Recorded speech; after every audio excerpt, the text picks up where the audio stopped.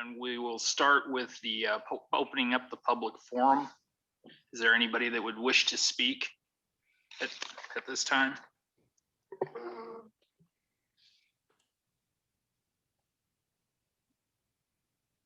It does not appear anyone wants to speak.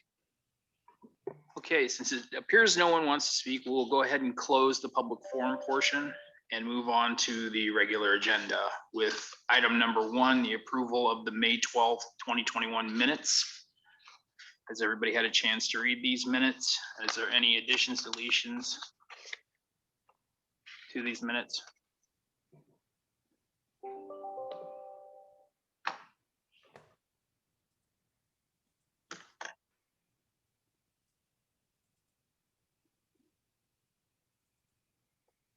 I can move, we approve.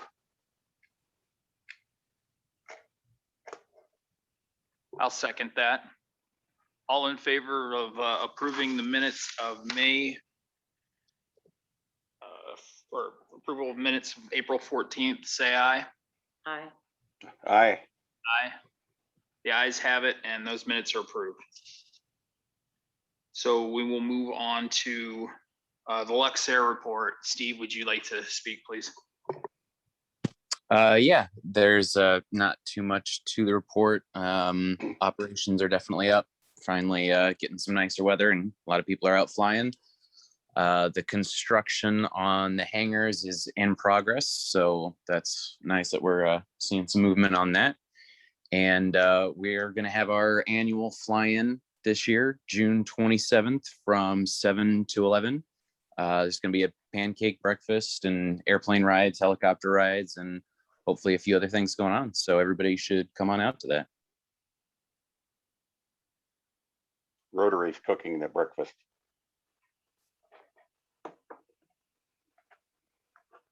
Does anybody have any questions for Steve at this time?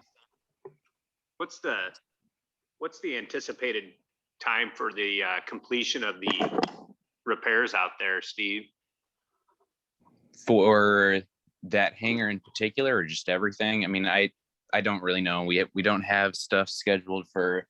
There's a few doors on the other T hangars that still need a little bit of work, but I don't have a completion time on when all that'll be done. And maybe this is just a follow up on did we get the lighting? We are still waiting on parts, Okay. so it's not done yet. To do. Okay, so it's approved to do and we're just waiting on parts. All right, perfect. Hey, Tim, I got a question for Mike. Yeah, go ahead. All right. Hey, Mike, it's really good to see the operations picking up. What date did we actually close the old runway? Because it would be good to see operations back in the old runway and operations now, and hopefully we're seeing growth. We would have to go back how far to actually see that? I believe it was like late September. I don't remember the exact date. Of 19. Right? Yes. Yep. Okay, we're hoping to see between the old runway operations and the new runway operations, of course, growth. So at some point, hopefully we'll get caught up to that so we can start seeing that correlation. I can look to see if we still have those operations numbers from back then. John, it looks like we closed it down on 9/9/19. September 9/19. Okay. Okay, well, that's I just think that'd be very good information that hopefully we can start showing improvement in operations and people using the airport. I would anticipate a pretty big increase with the fly-in breakfast, wouldn't we? Yeah, over 2020, yes. That would be nice, certainly. weather's right, this year should be really special. I mean, from what I've seen in other places with fly-ins, people are really anxious to get out. It should be incredible. Awesome. Hope for who's in charge of the weather.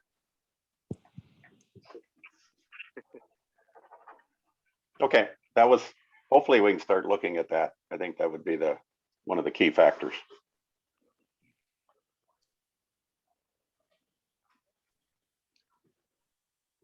Go ahead, Grant. Yeah, hey, Steve, Grant Harper here. Just a question back to the fly-in at the end of the month. I know that since on several of our meetings, we've had a lot of discussions around safety-related notifications, signage, barriers, fences, et cetera, et cetera. Are there any special considerations that are being given relative to the fly-in? Just in light of our prior discussions on safety notifications and limiting access to whatever degree we can. Yeah, during the flying is probably going to be the best for as far as the fencing and stuff goes, because we do put up a temporary fence surrounding the tarmac, because that's there's going to be a lot of people there waiting for the rides, and so they do put up fencing all around that.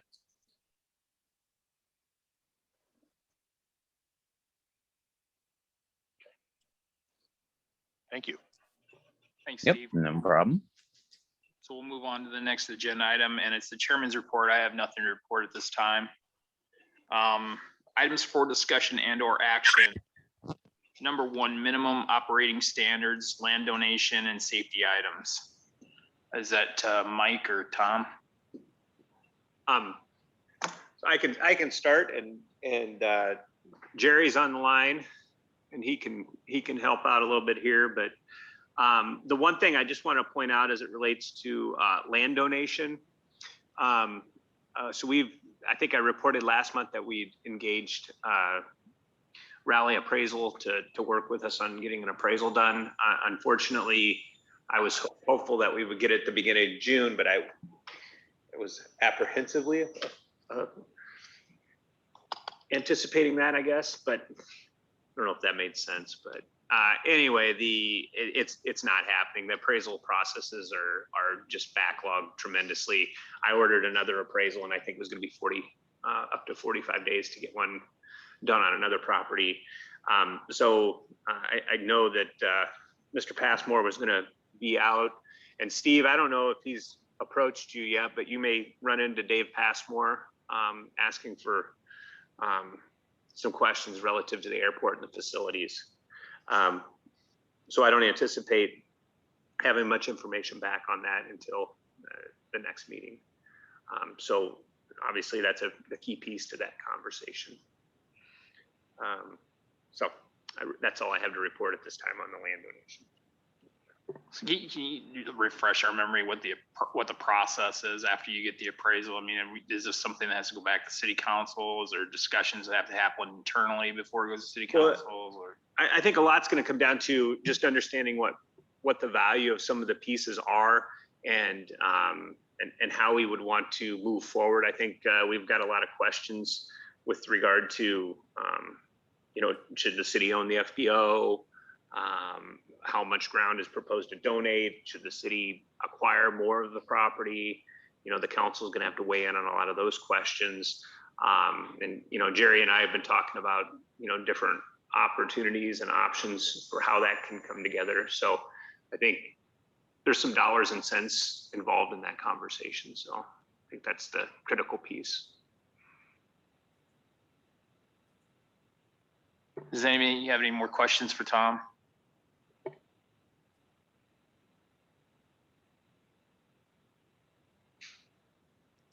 Okay, we'll move on. Land use and potential zoning amendments. I think Jerry wanted to talk, we were going to talk a little bit about the safety items. Jerry, I don't know if you wanted to share. I apologize. Go ahead, Jerry. Sure. Yeah, within the context of developing the minimum operating standards, we're certainly looking at safety critical related items as well. Just one of the things I noticed as an existing condition, is with respect to the runway safety area extending beyond runway 35. We might want to look at that in a little more detail to see if we provide the current and desired RSA as well as the runway object free area beyond that runway 35 threshold. And I'll get together with Jane and we can talk about that. The other thing I noticed on the ALP, I didn't see a location for an AWAS facility or weather reporting. I didn't know if any of the committee folks want to comment on that or not, but it would seem to me that we would want to ultimately look at weather, because that being, I think, a safety critical issue as well. And then, of course, your beacon light. The other separational distances, from runway center lines to the runway object free areas and safety areas are fine, as is the runway 17 requirement. But within the terminal area, I think ultimately, and this kind of, I think also goes hand in hand with the appraisal process, we do want to look at the separational distances and certainly separating vehicle traffic, as we discussed before, with aircraft movement areas, public access to the airfield and ramp, and look at it from a security as well as a safety point of view, but making certain that we have design standards that certainly meet their aircraft wingspans up to 49 feet and then ultimately up to 79 feet. So that's a couple things with regards to safety that will be developed in conjunction with the minimum operating standards. Those minimum standards will be developed for the FBO related services based in part on the existing agreement that's in place, as well as some alternatives and specialized or special aeronautical services that may or may not be provided by the FBO, and those minimum standards that would be desirable for the airport to adhere to improve delivery of service and hopefully increase aeronautical activity. So that kind of covers that, I guess, item on the agenda under safety, but kind of stop for a minute and see if there's any comment regarding, and I know Jane, you're on. I didn't see on the ALP an AWAS site, but maybe you have one on there somewhere. I don't think we showed it. Can you hear me? Yes, I can. Okay. I don't think we showed it on the ALP, but we did look at it after that time because we've applied for funding a couple times on that. And I looked into it in a fair amount of detail in putting together the funding request for that. And I can share that information with you if that would be helpful. Sure. Okay. So it seems like to me a pretty important component of the operational side. So with that, I think that does it for me under item 1. Guess we can move on to item 2 unless there's questions. But I guess I just wanted to also let the committee know that Jerry and I had talked, probably 2 weeks ago, a little bit about these items, and I did not get it accomplished, but I was hoping to set up some time, and I think Jerry and Jane can work through, what these items look like as far as a site plan for the property, so that visually we can understand how the layout of the terminal area and or the FBO area would function. Some of that is right now, we have to run that through Luxaire as well. And so there's a lot of conversational pieces that need to happen. But I think just getting that down in a site plan is going to be important. And I think before the meeting, Jerry and I talked, and I think Jerry's going to reach out to Jane and try and set up some time so that we can sit down and walk through that activity. there's another piece to this, and I'm just going to mention it. We may talk about it at the end of the Aircon Park update. We're working right now. Medco is platting the last 2 lots just west of the airport, and as a part of that project, they're going to complete Enterprise Drive to airport, to the airport road. As a part of that project and under the contract that they're doing some of those improvements with, they're also going to improve Airport Road from 151 east to the intersection of the, it's a gravel road now, back to the volleyball courts. But Jeff Witter and Abode, they're going to be developing out that subdivision. So we're going to provide a hard surface road, asphalt overlay that will from 151 all the way out to that intersection. And as a part of the plan for this, for the FBO area, we'll want to identify a location for that access point and hopefully be able to streamline access into the airport, provide some delineation for on-site traffic, whether it's aircraft or our vehicles. So we're going to work through the site plan, but I'm hopeful that that overlay will happen, this summer. So we'll hopefully have hard surface access to the airport before the end of the summer. So I just want to let the committee know. I think that we've been working on that for quite a while. So we're hoping that that comes together as we indicated. So I think in line with that, Tom, if I may, I think when we get that site plan somewhat refined, we might want to look at, a fencing project sooner than later, and access control, even though it may change in future years. But I think that would be probably something we want to do. Tom, this is Bob Stokes. Sorry, I'm just on via phone right now as I drive home. But I want to make sure. Obviously, we have vehicular traffic, signage, fencing, all of that identified. I think as we've talked about for the last couple of years.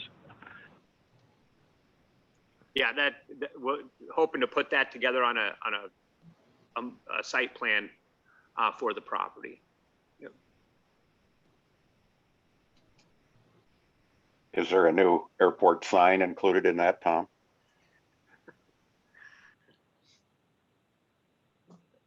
I'm sure there'll be a location identified.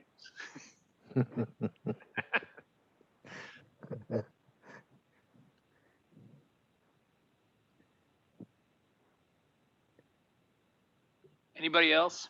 We ready to move on? So item number 2, land use and potential zoning amendments. So I know that there wasn't any information provided in the packet regarding this item, but there has been a lot of background conversation and work being done, reviewing the ordinance that we have adopted. I invited Kesha and Nicole from the department to kind of hear some of the conversation.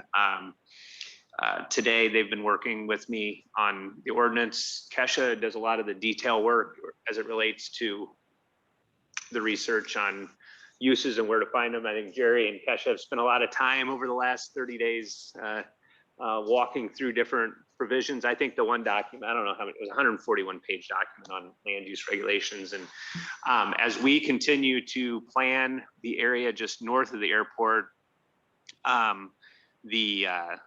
understanding these land use conflicts is going to be even more important. We're finding out, and with the assistance of Jerry, that there's probably a little more ground north of 151 that we're going to need to have reserved in very low density or open space than was originally anticipated. So that'll be a conversation that we'll have. I put it on the agenda, the next item, to discuss the East End land use plan. I was hopeful that we might get something from the consultants that are working on that, but I do believe that some of the conversations we had regarding land use conflicts kind of took them for a little bit of a loop as well. So having conversation with landowners and all the stakeholders involved in that is going to be very important before we bring forward any land use plans for discussion. So, the conflict areas that we're talking about now are primarily, or the conflict land uses are primarily in the approach and the transitional zones. We're going to work through those, and we'll also bring those to the committee as we kind of see those coming together. But at this point, I think for the committee, it's just to understand that there's going to be an impact to that land use to the north, and we'll be leaning on you guys as reviewers of that to understand how that plays out in some of the land use scenarios as we move that forward too. So at this point, we don't have a lot of detailed information to provide, but there has been a lot of work done in the background. Jerry's provided us numerous documents, and we'll continue to do that.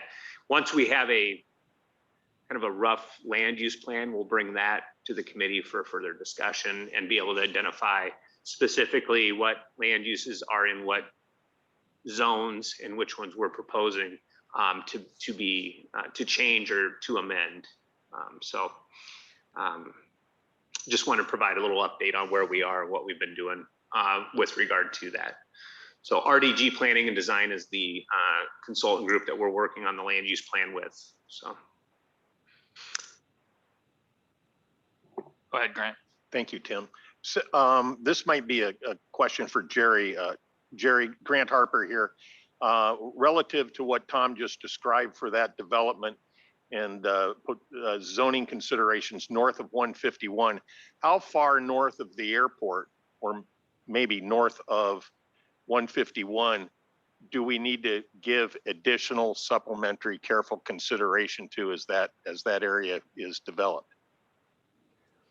Well, I think when we had our discussion with staff, we talked about an area extending at least a half section or half a mile to the north, upwards of a mile, and what type of population density that would be considered acceptable. As long as the runway protection zones are in place, the RPZs that are shown on the ALP are kept clear and void of any concentrations of people, then you went a long way to enhancing the safety of people on the ground and keeping the approaches clear. We did talk about potential noise impacts as it relates to commercial kinds of development. Noise is not much of an issue as it relates to commercial or industrial uses, which if they were to occur along 151, that's probably good.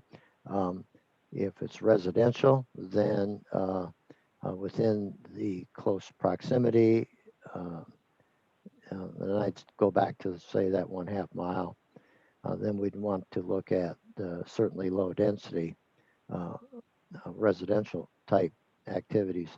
We also talked about wildlife attractants, which I think is always a threat to an airport. Not only this one, but virtually every airport in Iowa.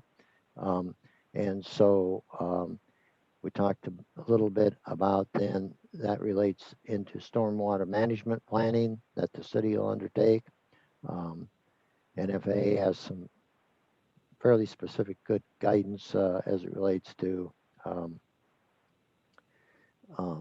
wildlife attractants and minimizing those conflicts. So residential development, wildlife attractants, and potential aircraft noise impacts. We provided some guidance on. I think city staff is using that then to guide their development. That answer the question? Yeah, so it just, again, just to confirm the linear measurements, it's approximately 1/2 mile or half of a section, did you say, or one section? Half a section, I think you have to pay critical attention to, and part of that, of course, would be within the runway protection zone area. So I think the biggest impact to residential is not so much the potential of aircraft overruns or undershoots, that sort of thing. That's for the most part addressed by the RPZ and why you have to maintain that runway protection zone. Where I think you find issues with residential is potentially noise. And regardless of whether the noise footprint would extend beyond airport property, just by the mere fact that the two are there, one will always have some kind of complaints, but the airport, to minimize that, then I think low density, if that's a permitted use, or what comes out of the plan that's being developed, then it should be low density within probably a half mile if it's residential. If it's commercial, I think that's good. Because we'd like to see, as you have already demonstrated, commercial development, business-oriented activities around the airport. The height restriction, the other issue, to me is separate from land use in the sense that that really deals with development of approach minimums. And I think you're already looking at that to establish lower approach minima to the runway. But generally residential, won't, the district regulations that you have in place generally wouldn't permit building structures. That would be a problem. It would be tree growth and that sort of thing, and other towers. But so I think you have a lot of flexibility. It's just making sure that we address residential uses as I think being the biggest concern, and wildlife attractants. Geese and that sort of thing don't mix well with airplane operations generally. Thank you, Jerry, for that. Thanks, Steve.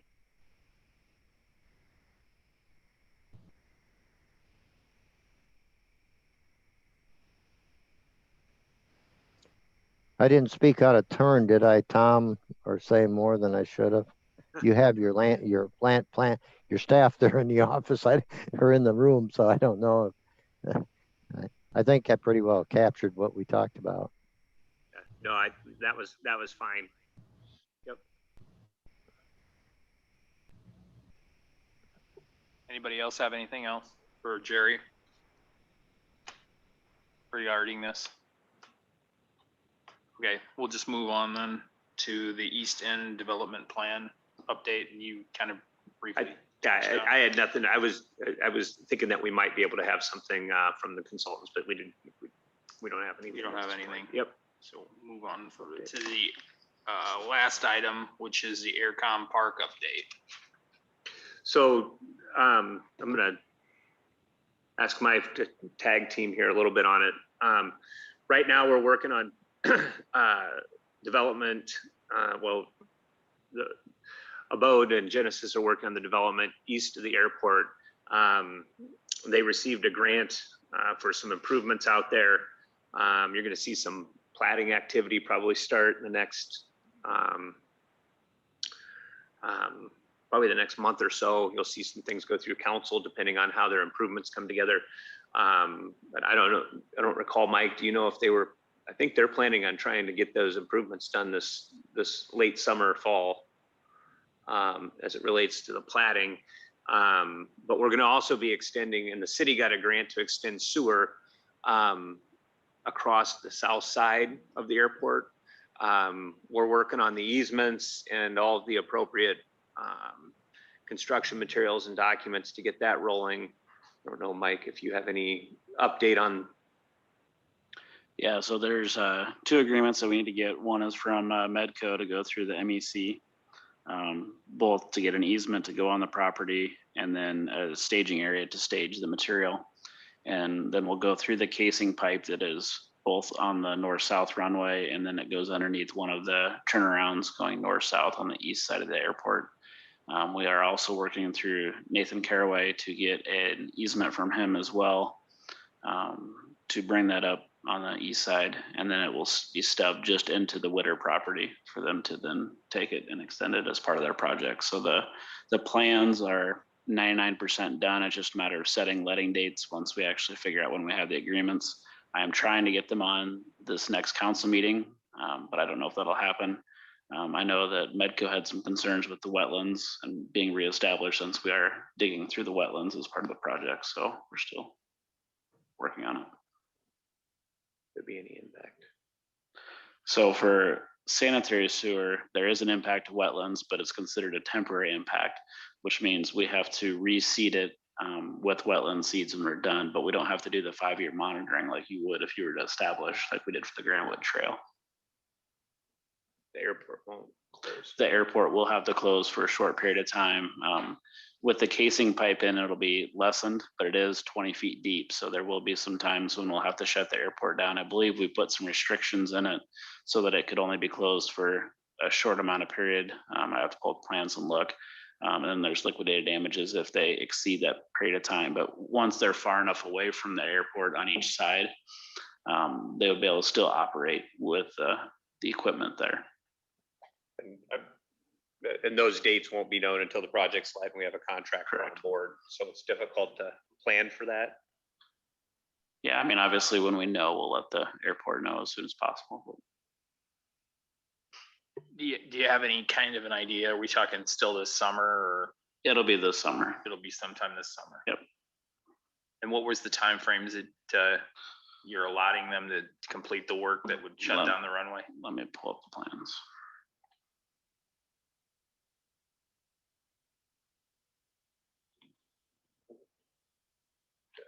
Yeah, we are grading on the east side of the runway, and actually some of those markers will be lowered to help within that turnaround area because that embankment is fairly high over there.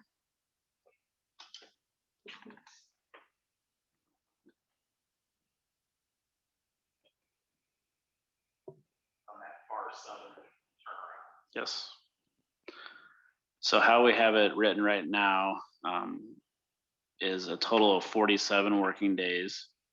And then there are 14 calendar days that the airport can be closed with $1,000 per day. And so a calendar day is a Monday through Sunday. So 2 weeks of closure. But obviously when we're close to those casement pipes, it's hard to have a plane land. Is it consistent? Like, is it 2-week period? Well, they're gonna work from the bottom and work their way up, so yeah.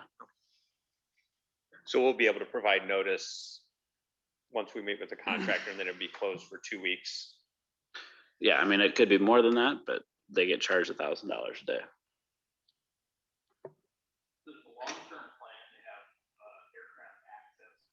Hey, Mike. That casing extends out beyond, a number of feet beyond the runway, correct? It does both east, west, and north, south, but the problem is the equipment that'll be staged there, it will be in the approach. So you can't have an excavator stage where a plane is coming in to be safe.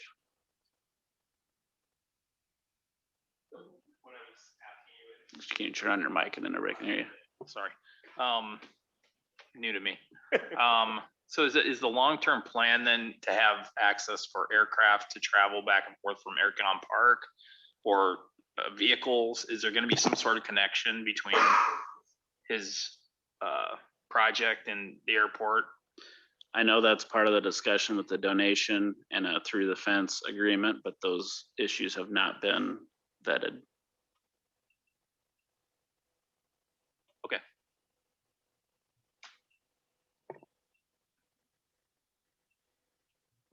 Anybody else have any questions for Mike?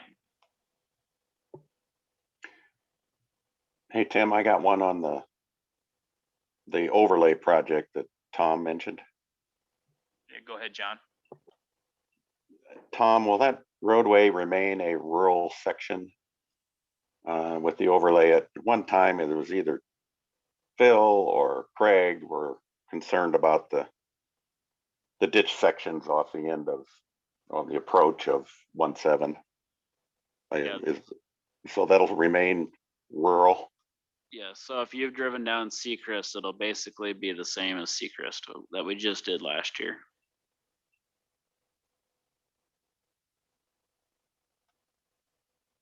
I don't know if I've seen that, but I think I know what you're talking about. Yeah, paved shoulders. Just a gravel shoulder.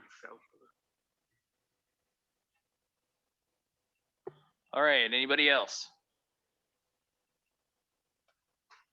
Okay, with that, we will adjourn. Thanks, everybody. Have a good night. Thank you. Good night, all. See you guys.